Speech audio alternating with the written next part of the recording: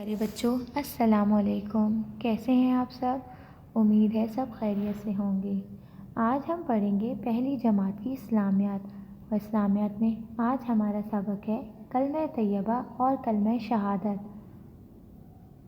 تو اپنی کتاب کا صفحہ نمبر 29 کھول لیجئے۔ بچوں، کیا آپ کو معلوم ہے کہ پہلا کلمہ کون سا ہے؟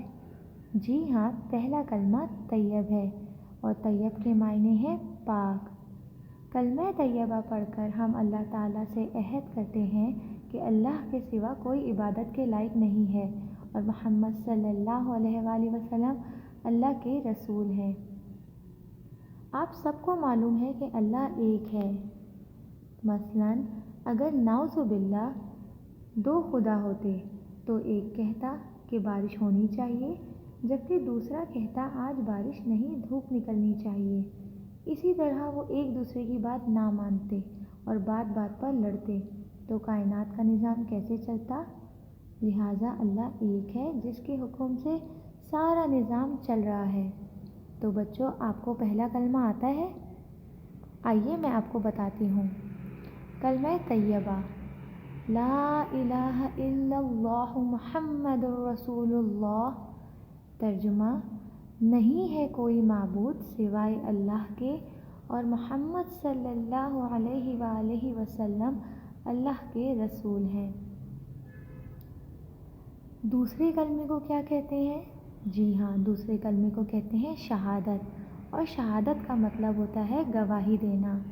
اس کلمے میں 2 باتوں کی گواہی دی گئی ہے۔ پہلی، اللہ کے سوا کوئی معبود نہیں، وہ اکیلا ہے یعنی ایک ہے، اور اس کا کوئی شریک نہیں ہے۔ اور دوسری گواہی یہ ہے کہ میں گواہی دیتی ہوں کہ محمد صلی اللہ علیہ وآلہ وسلم اللہ کے بندے اور ان کا پیغام پہنچانے والے رسول ہیں۔ تو بچوں، کیا آپ کو دوسرا کلمہ آتا ہے؟ آئیے دوسرا کلمہ پڑھتے ہیں۔ دوسرا کلمہ شہادت، اور شہادت معنی گواہی دینا۔ اشہد ان لا الہ الا اللہ وحدہ لا شریک لہ واشہد ان محمدا عبدہ ورسولہ۔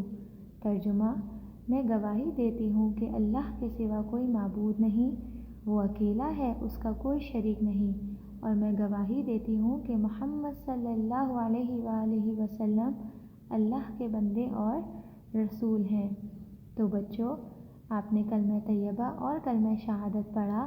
اب آپ کا گھر کا کام یہ ہے کہ آپ اس سبق کی بلند خوانی کریں، ٹائٹل صفحہ اپنی کاپی پہ بنائیں، اور کلمہ طیبہ کلمہ شہادت لکھنے کی مشق اپنی کتاب میں کریں، اور کلمہ زبانی یاد کریں۔